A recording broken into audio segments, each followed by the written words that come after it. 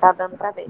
Tá, legal. Então, eu vou começar a fazer os comentários sobre o grupo focal, né?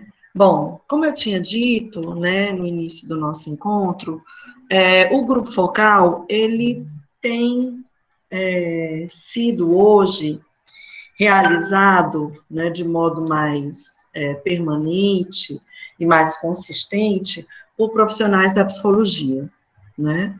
Então, assim, é também um método qualitativo, como vocês estão vendo aí, né? E que trabalha questões relativas a condutas, desejos, comportamentos, né? Tudo numa perspectiva quali, tá? Então, assim, grupo focal.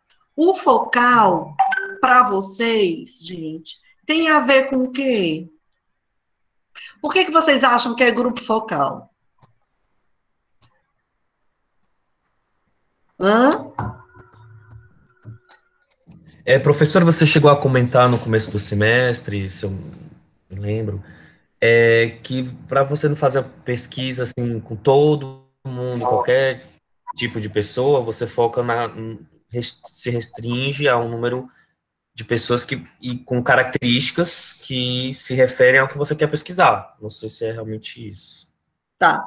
Não, eu vou comentar aqui. É o seguinte, nós vamos ver aqui mais adiante que para você formar o grupo, aí você tem razão, esse grupo precisa ser homogêneo. Em que medida? Aí a gente vai ver aqui em que medida, tá? Porém, quando se trabalha a metodologia, o grupo focal, esse focal tem a ver com o tema, certo? Então, assim, nós vamos focalizar uma temática. Então, vamos supor, eu quero saber quais são as percepções do usuário de um CAPS geral na cidade de Fortaleza, né, sobre o serviço de psicologia, tá? Daquele CAPS específico. Pronto, então, o foco desse estudo é o quê? É exatamente tentar dar conta de como é que os usuários desse CAPS geral, né, percebem o serviço de psicologia ali que eles utilizam, tá? Então, esse é o foco da pesquisa. Essa é uma questão, né? O grupo focal tem a ver com isso, tá?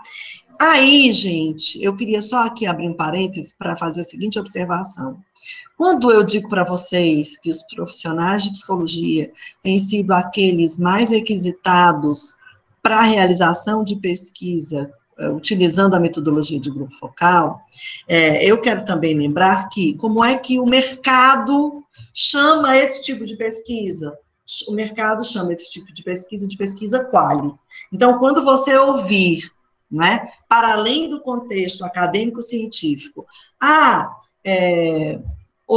foi realizada uma pesquisa qualitativa, né? Por exemplo, no período das eleições, a pesquisa qualitativa é muito utilizada, né?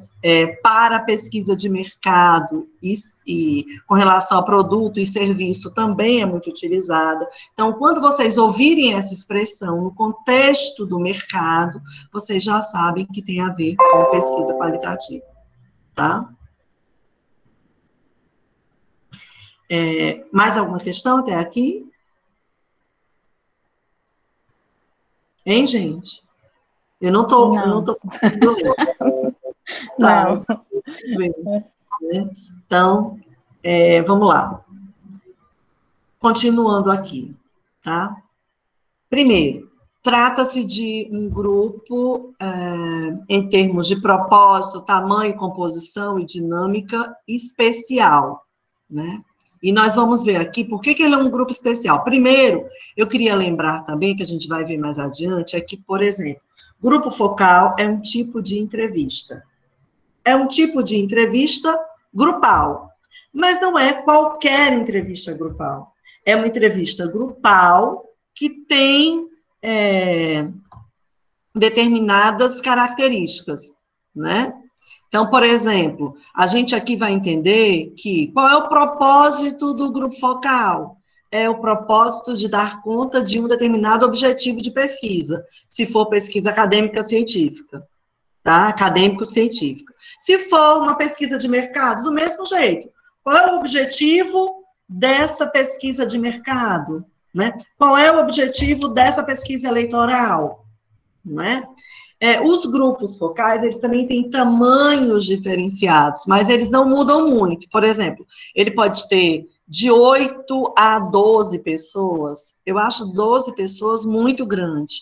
8 eu acho legal, 10 eu acho ideal, né? É possível fazer um grupo focal com 6 pessoas? Agora, com menos de 6 pessoas, eu acho complicado, né? Então, já que a gente está falando de tamanho, eu quero fazer uma pergunta para vocês, tá?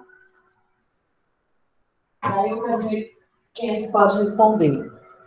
Vocês acham que é necessário para o grupo focal ter quantidade de participantes par ou ímpar?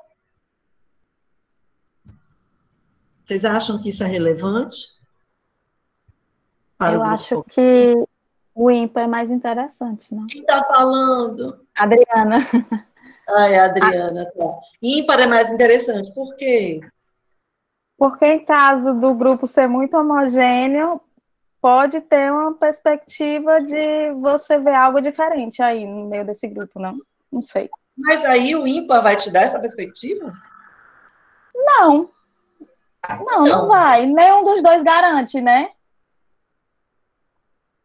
Ai, não sei. Sei não. Então, foi a Adriana ou fui eu? Foi a Adriana. O quê? Falhou. Ixi, sei não, foi o que me veio, né? Veio isso, mas você falou, realmente eu acho que pode não fazer diferença. Não, mas vamos pensar. É importante isso. O que vocês acham? Com relação ao tamanho.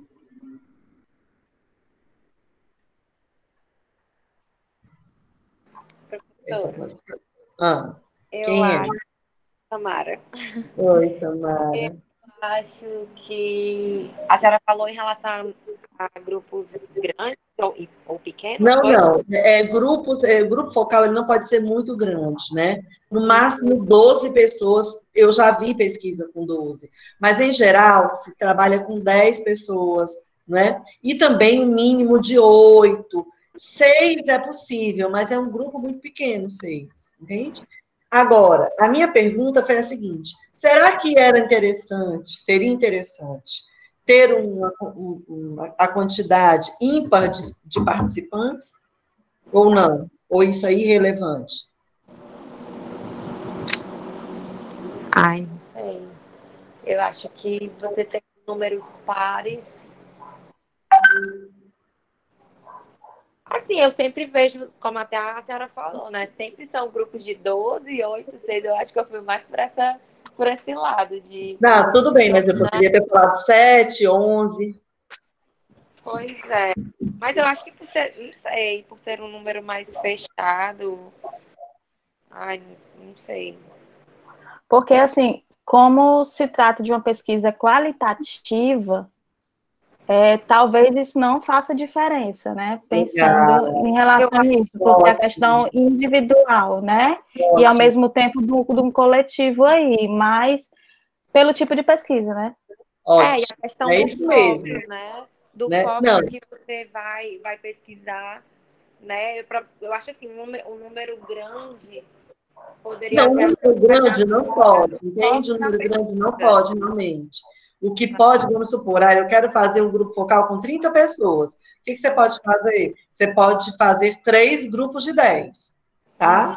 Aí tudo bem. Quando eu perguntei do ímpar, foi para vocês pensarem um pouco nessa perspectiva do que ela disse assim, olha, é uma pesquisa quali. Então, se é uma pesquisa quali, não vai interessar no grupo focal o que o indivíduo disse, individualmente, porque é um grupo. Se é um grupo, eu não vou precisar e não devo quantificar. quantas pessoas falaram sim, quantas pessoas falaram não. Ou quantas pessoas elogiaram os serviços do CAPS geral, ou quantas pessoas criticaram o serviço do CAPS geral. Entende? Assim, o que me interessa é que o que o grupo produziu. Porque eu perguntei do ímpar para provocar vocês, quase uma casquinha de banana, né? Para vocês dizerem assim, ah, não, Grace, é bom ímpar, porque, vamos supor, sempre vai haver um desempate, né? Era nesse sentido. Mas, para o grupo focal, isso não interessa. Certo? Ok. Bom, pensar fora da caixa mesmo, né? Porque o grupo fora da caixa, porque é um óbvio que não era óbvio, né? Era um óbvio que não era óbvio, exatamente. Por exemplo, com relação à composição, nós vamos ver aqui. A composição, ela vai estar muito vinculada, né, vai estar vinculada ao meu objetivo, ao meu propósito, tá? Então, assim, pode ser que eu leve em conta na composição, por exemplo, quantidade de mulheres, quantidade de homens, porque é importante para o meu propósito. Mas eu posso ter um grupo só de mulheres, um grupo só de jovens, um grupo só de jovens de classe média, eu posso ter um grupo de classe média, idosos, jovens e também classes populares no mesmo grupo. Por quê? Porque o que vai determinar a homogeneidade desse grupo é aquilo que eu determino como os meus critérios de inclusão e exclusão. Então, vamos supor, lá no CAPS geral, vamos supor que os meus critérios de inclusão sejam alguém que esteja utilizando esse serviço por mais de um ano, que não esteja numa crise psiquiátrica grave, que tenha acompanhamento psicológico de, no mínimo, 2 vezes por semana, né? E que esteja fazendo uso de medicamento para ansiedade e depressão. Ponto. Esses foram os meus critérios de inclusão e exclusão.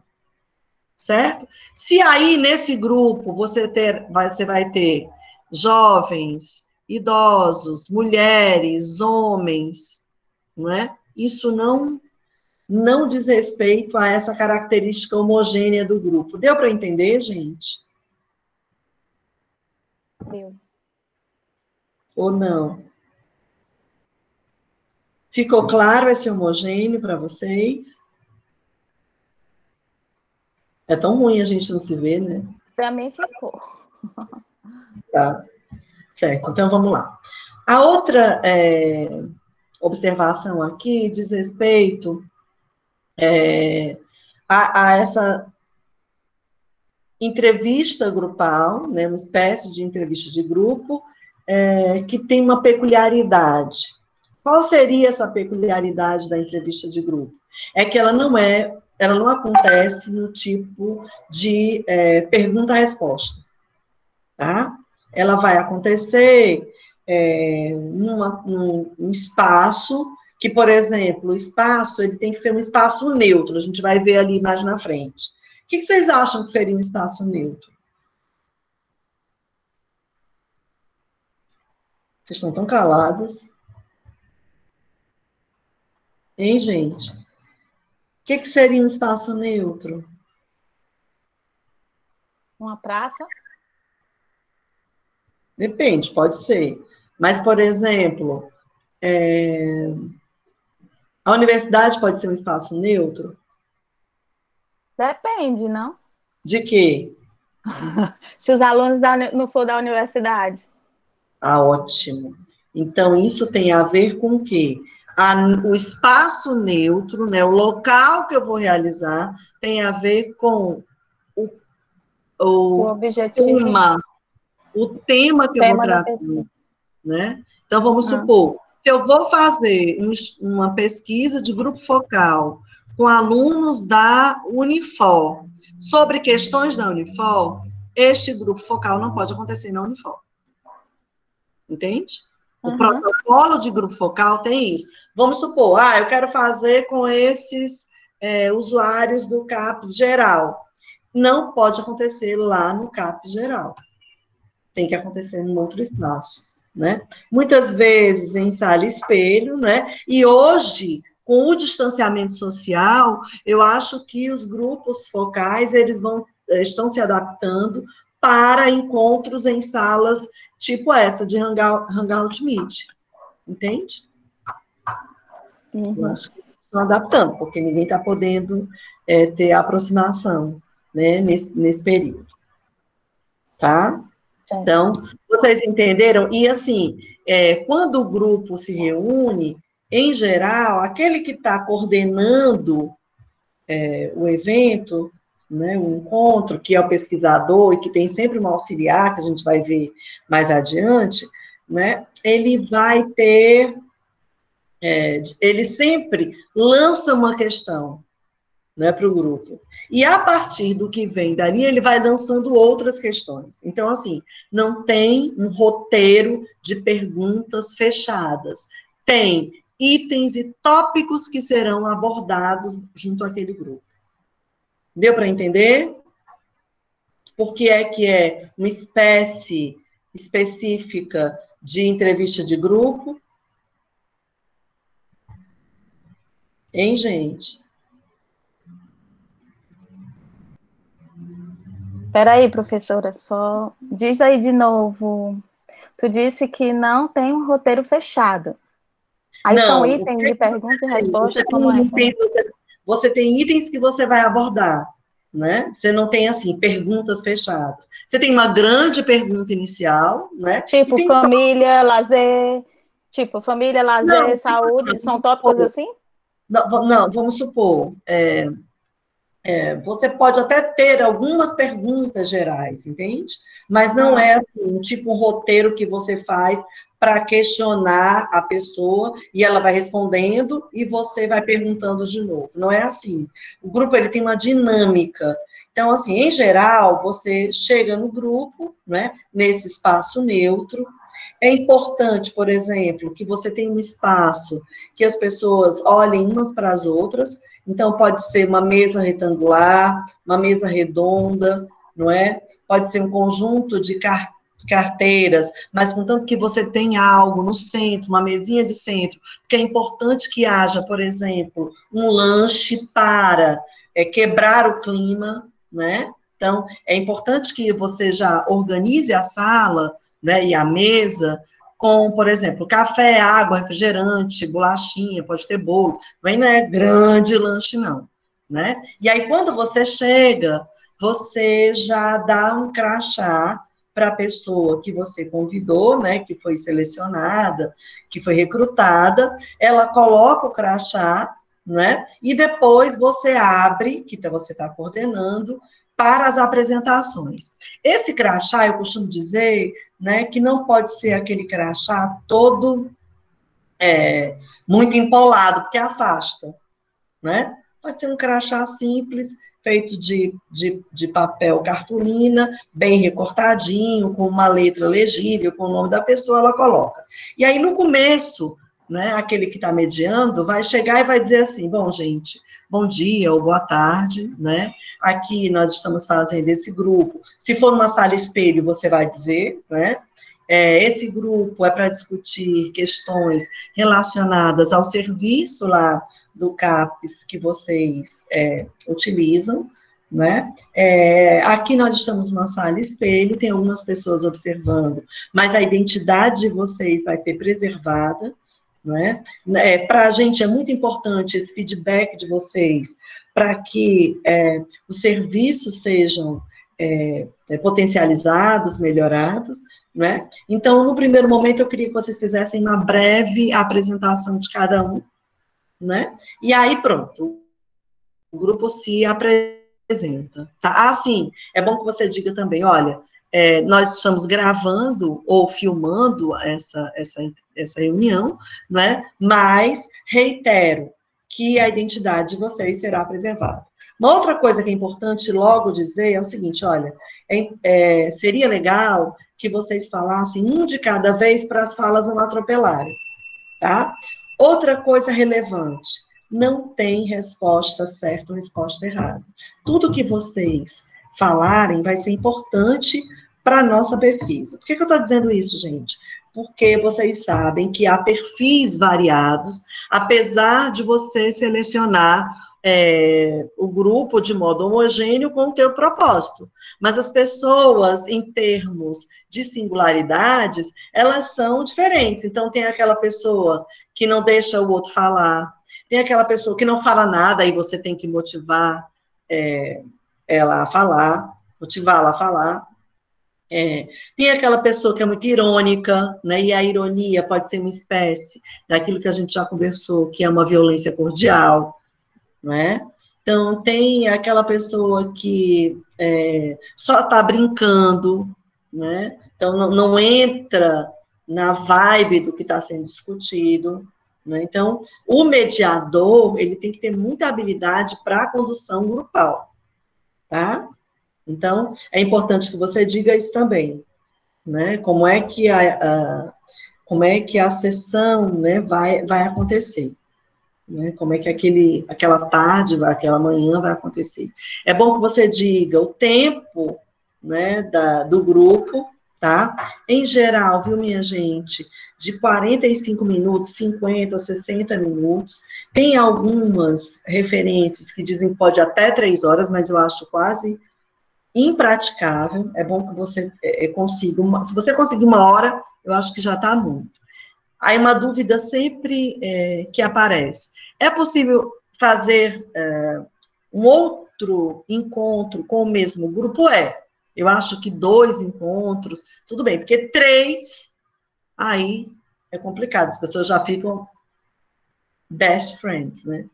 E aí não dá, entende? Porque tem que tem que se preservar também que as pessoas não se conheçam, né? Uma outra exigência do protocolo do grupo focal. Professora, né? Oi. Não há uma certa resistência, não, para esse tipo de pesquisa? Ela não é mais difícil, não, o acesso? Como assim? Tipo assim, as pessoas vão ter que disponibilizar o tempo delas para se deslocar para um outro local, entendeu? Então, tem que ter assim, uma certa conquista nessa dinâmica de proporcionar para fazer essa pesquisa. Porque há um custo-benefício em termos de qualidade por conta da pesquisa, né? Mas para ele, a princípio, não, ele vai contribuir uma coisa para você gratuitamente, então ele vai se mobilizar para isso. Mas aí você levantou uma outra questão, por exemplo, no contexto do mercado, algumas das pesquisas de grupo focal, não na acadêmico-científica, tá? Elas têm Prolabore, né? Até para para motivar um pouco, mas assim, algumas vezes, tá? Sei. Sempre, tá? Agora, pesquisa acadêmico-científica, não. Hoje, eu acho que essa questão do local, pelo menos, por enquanto, né, está preservada. Agora, a pessoa vai ter de ter, por exemplo, um espaço em que ela tem uma internet que possibilite esse encontro. Né? Então, vamos supor, você vai fazer com pessoas das classes populares, aí ela vai ter que ir para um espaço para utilizar a internet, talvez. Entende? Se ela não tiver. Certo. Né? Então, essas coisas a gente vai ter que se readaptar nesse novo contexto, pelo menos momentaneamente. Ok. Né? Bom, prosseguindo, né? A essência desse grupo, né, vai se apoiar na integração entre os participantes, né? Então, por exemplo, você pede para as pessoas se apresentarem, o lanche já está ali, e o que é que eu sugiro para quebrar logo o clima? Você pede para a pessoa que está mais distante de você passar algo que está na mesa, tipo assim, você podia passar aí essa água, eu estou com tanta sede, né? Ou então, pode passar o refrigerante, e aí na hora que você faz isso, as pessoas já ficam mais relaxadas, começam a pegar o biscoitinho, a se servir, então, ali naquele momento, as pessoas já começam a ficar mais, assim, interagir de modo mais leve, né? Então, Seria isso, até aqui. Alguma dúvida, gente? Não. Podemos... Eu vou mais falar com vergonha. Nada, não. Só eu respondi, eu não queria responder pela turma, né? Porque... Pois é, mas vai respondendo aí. Quem tiver com dúvida, fala, né? Porque senão fica uma coisa muito cansativa. Bom, então vamos lá. Prosseguindo. Esse material obtido, ele vai ser transcrito, né? Vai ser transcrito e, como eu havia dito, né? Vai ser a partir do foco num determinado tópico, num determinado tema, tá? E aí, assim, essa transcrição, gente, de áudio, né? Ou mesmo de vídeo, de áudio, eu sei que alguns softwares já estão fazendo essas transcrições, tá? Mas, se você não tiver esse software, você vai ter que ter um tempo, né, importante para fazer transcrição. Porque é um vai e volta, para, volta para entender o que foi dito, né? Então, assim, você tem que também dispor de um tempo para isso, tá? Eu lembro que na época da minha tese de doutorado, Priscas Eras, né, foi gravador que eu utilizei para entrevista, não foi grupo focal, não foram entrevistas. E aí eu lembro que eu contratei, porque eu não tinha como fazer a transcrição, algumas pessoas da área de história, que faziam muito esse tipo de transcrição, né? E aí era o seguinte, gente, para 1 hora de fita, à época, a pessoa demorava 10 horas para transcrever. Vocês acreditam nisso? Que loucura. Meu Deus. É uma loucura. Então, hoje os softwares já facilitam. Professora, mas tu sabe que nas nossas cadeiras de prática, eu adorava fazer as transcrições. Porque Você é rápida? eu sinto a pesquisa, tu tá entendendo? Eu acho que a fala... É muito melhor. Por exemplo, a orientação é que o pesquisador faça a transcrição. Mas, às vezes, você não tem esse tempo. No caso, eu não com tive. certeza. Mas o ideal é que você faça mesmo. Até para você Mas é registrar... o tempo danado mesmo. Assim, vamos supor, houve uma pausa importante, né? Isso é um dado importante. Isso é um achado de pesquisa. Professora, Certo? E eu acho que quando você mesmo transcreve, se torna muito mais original. Por exemplo... É muito mais simples. Isso, muitas vezes que eu transcrevi entrevistas que eu fiz, ou até mesmo quando eu passei pela prática 7, né, que a gente trabalha com grupos e tudo mais, você vai escrevendo, vai ouvindo e vai lembrando de cada detalhe, até mesmo de detalhes. Verdade. Mas claro que, por exemplo, tanto você quanto o auxiliar, no grupo focal mesmo, vocês de vez em quando fazem algumas anotações, tá? Porque a gente não pode contar nem com a memória, tá? Porque ela falha, nem com a possibilidade de você transcrever tudo. Agora, é o ideal. Realmente é o ideal. Vocês têm razão. Viu? Alguém ligou o microfone, quer falar? Não? Então, vamos lá. Então, aquilo que eu já havia falado sobre a composição, né? A composição é, em geral, entre 6 e 10 participantes. Eles não devem pertencer ao mesmo círculo de amizade ou trabalho, visando exatamente aquilo que a gente tinha pensado aqui.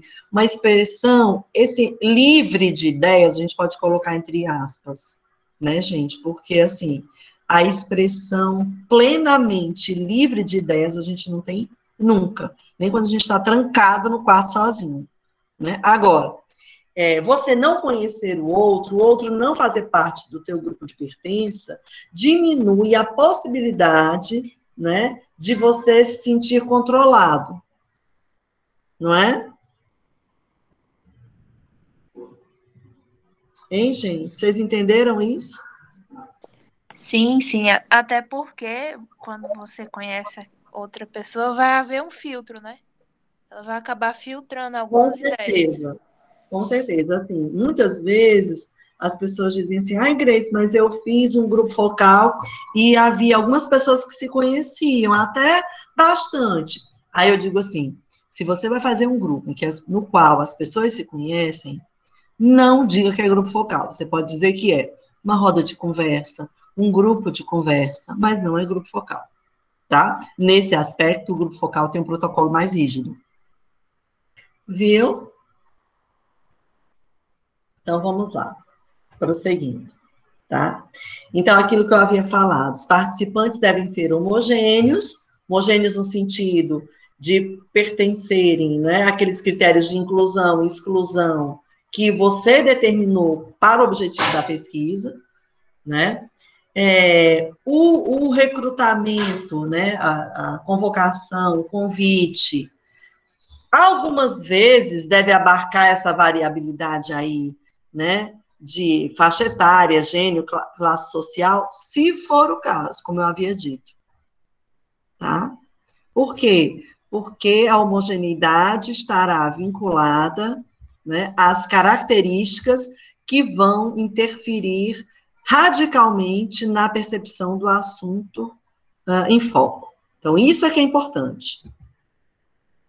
Tá? Do recrutamento, né?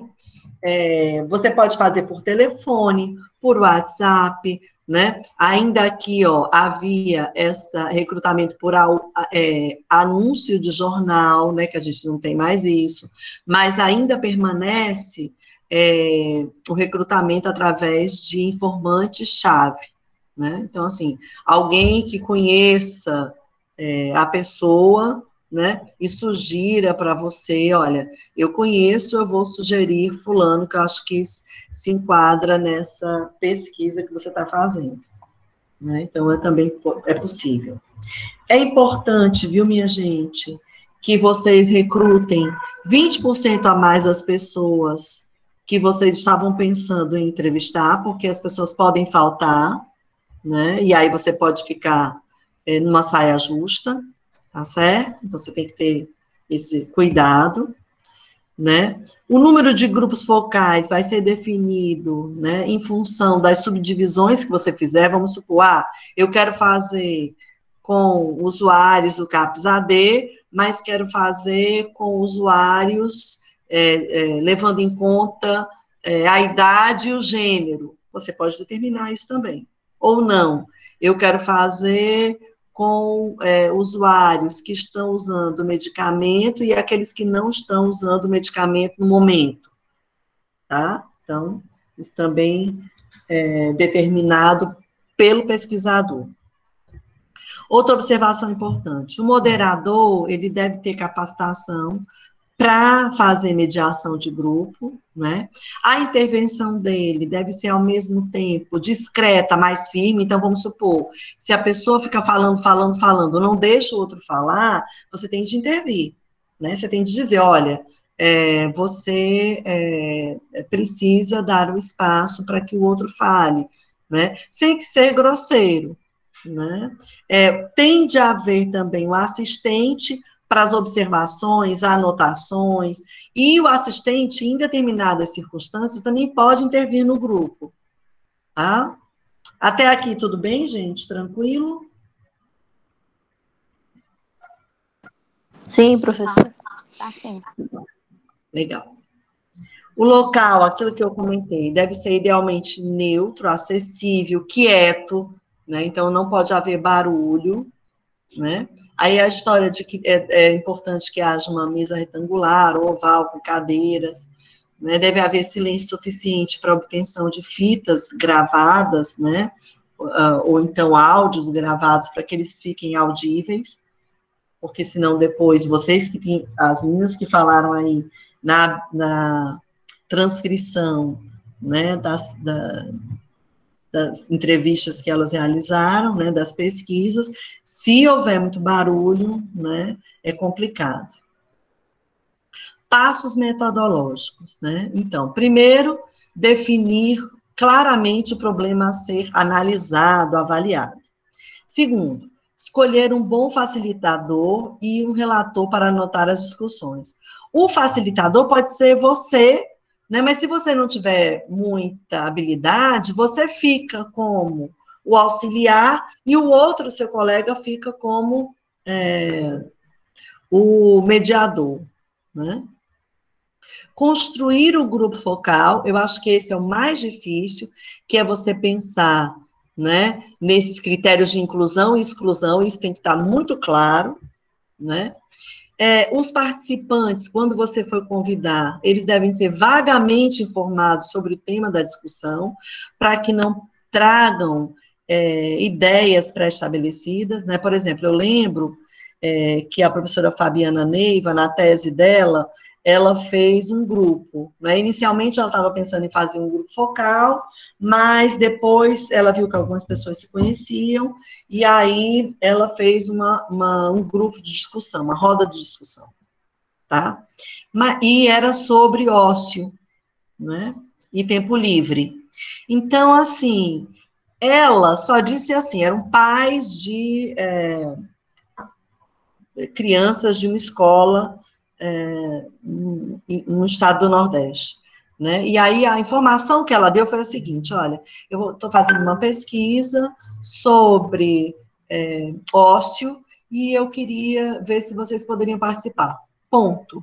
Basta isso. Porque senão, gente, as pessoas vão começar a pesquisar, vêm com ideias pré-estabelecidas, organizadas, e aí não é importante isso para o grupo. Né? Por exemplo, para o grupo, é importante que as pessoas venham para emitir as suas ideias. Aí eu vou fazer aqui as suas opiniões, vou fazer uma pergunta para vocês. Vamos supor que as pessoas, elas mudem de ideia durante o grupo. É possível isso? O que vocês acham? Mas mudar de ideia... De quê? Da discussão? Vamos supor, na discussão, Vamos supor, eu cheguei lá com a ideia de que o serviço de psicologia era muito precário, que o tempo, Vitor, que o tempo era curto, tá? De contato com o psicólogo. E aí, na discussão, as outras pessoas vão dizendo assim, não, eu acho que é muito satisfatório, né? Eu acho que esse tempo é um tempo que é importante, porque senão também não me cansa, né? Já que eu estou tratando de questões de muito sofrimento. E aí a pessoa vai mudando de ideia. É possível isso? Eu acho que é natural. Ela, de repente, ela pode perceber que não era bem assim. Eu acho que é natural ela mudar, porque ela vai ver a percepção de outras pessoas. É possível, é natural. E num grupo focal, isso é plenamente, né, possível. E aí, o que eu queria dizer para vocês, né, é o seguinte, no grupo focal, minha gente, é muito importante que vocês estejam atentos, né, às várias falas, às várias perspectivas, porque qual é a intenção de você fazer um grupo assim? A intenção é de que haja uma espécie, né, de reprodução do que acontece no contexto social, para que as pessoas emitam as suas opiniões, né? Então, você tem que estar muito atento a isso. Se não interessa o quantitativo, o que interessa?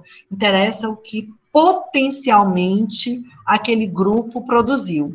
Uma outra pergunta que eu quero fazer para vocês. Vamos supor que uma das questões, né, tenha gerado uma polêmica e que o grupo não tenha apresentado, né, uma ideia unânime. Como é que você vai analisar isso?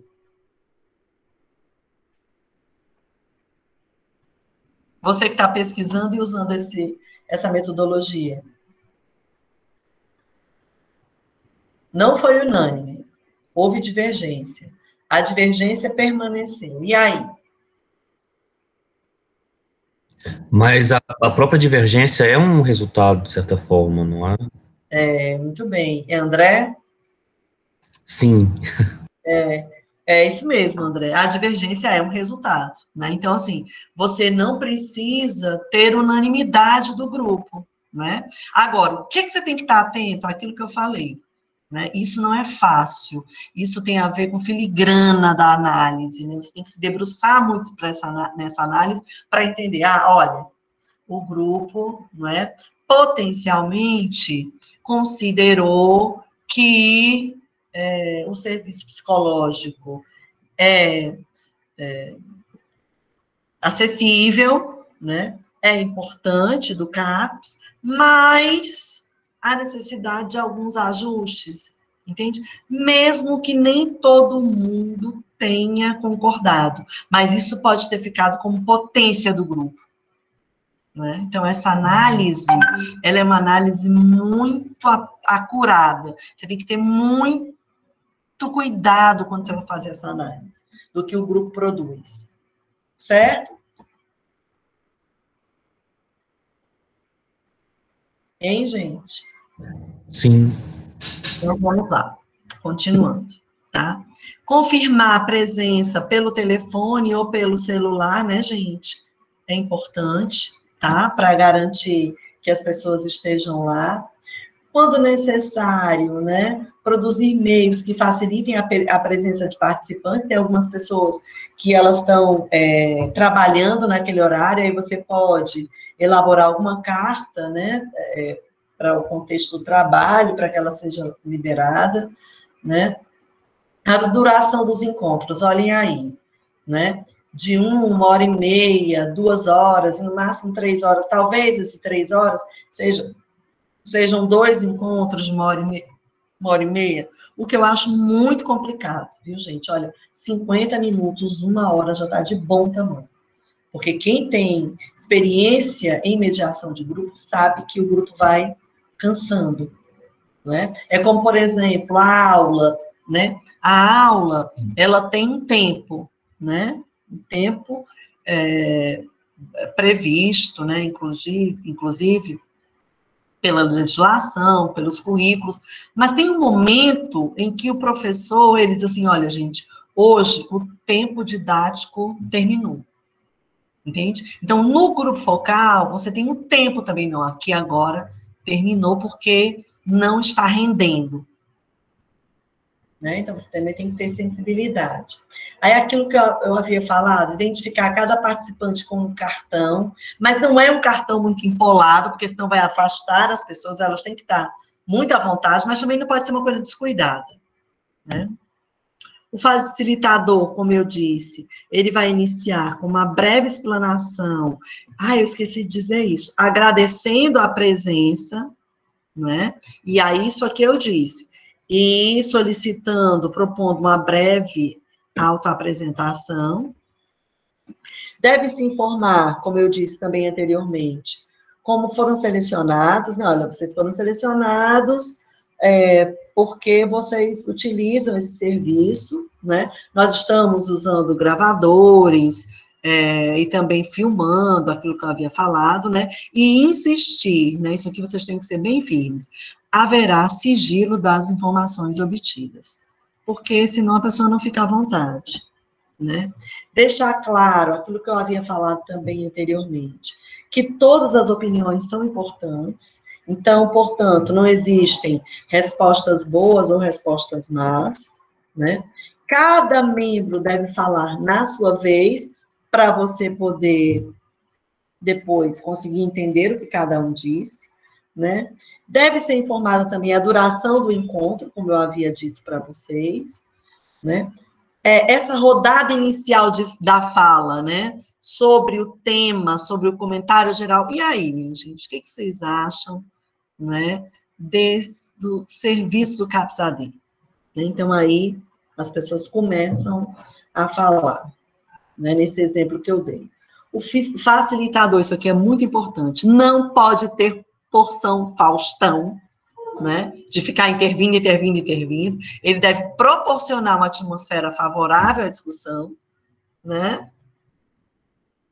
Aí, depois, o processo de análise dos dados, né? Como é que ela vai ser feita, né? Você vai elaborar um plano descritivo das falas, e aí tem um roteiro interessante, que é o da Mary Jane Spink, que ela utilizou, né, quando ela fez uma pesquisa sobre o cotidiano para trabalhar a representação social, que eu acho muito legal, né? Ela organizou um mapa de associação de ideias, eu acho que facilita muito isso, né?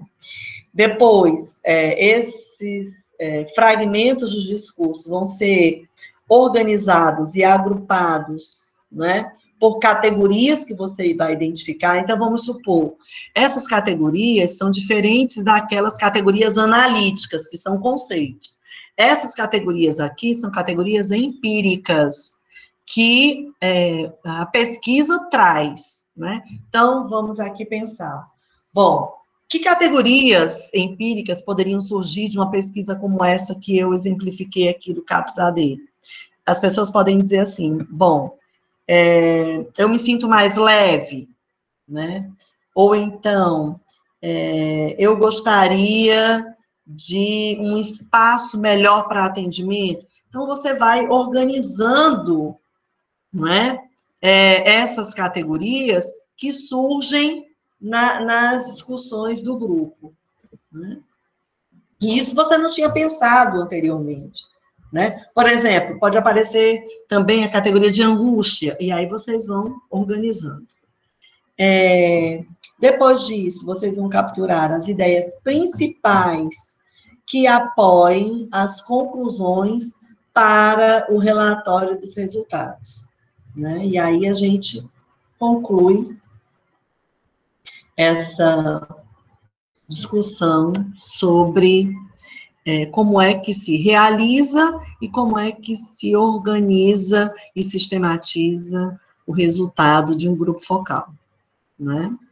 Bom, gente, eu vou pedir para que vocês coloquem os nomes de vocês aqui no chat, tá?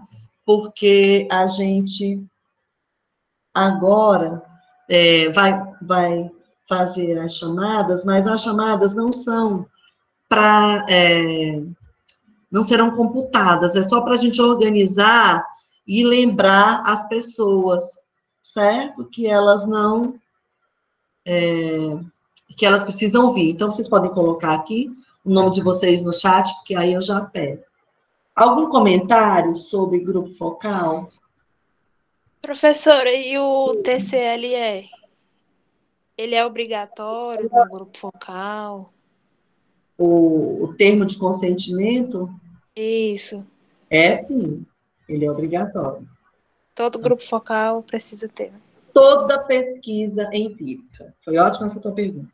Toda pesquisa de campo, né, exige que você tenha o termo de consentimento, né? E se for com jovens, né, menores de 18 anos e crianças, tem que ter o termo de consentimento também dos pais. Gente, todo mundo colocou o nome aqui já?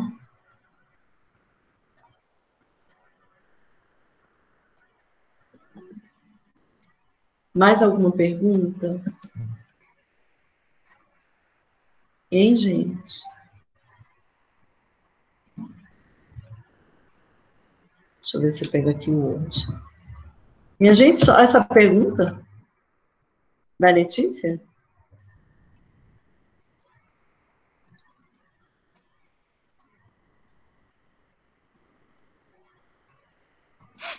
Todo mundo sorriu. Todo mundo sorriu? Deixa eu ver, eu não vi o chat agora, não. Eu tenho uma dúvida aqui. Diga lá. Você falou do facilitador, né? Se eu não tiver muita facilidade, se afasta. Mas que eu mesmo esteja fazendo a pesquisa sozinho, eu posso convidar um facilitador? Deve. Deve, Ótima né? pergunta, deve. Viu? Deve convidar. Ou o facilitador, aquele que vai te ajudar, né? Mas, ou então você pode ser o facilitador e a pessoa vai ser só auxiliar de pesquisa. Você vê lá o que é que fica mais adequado, né?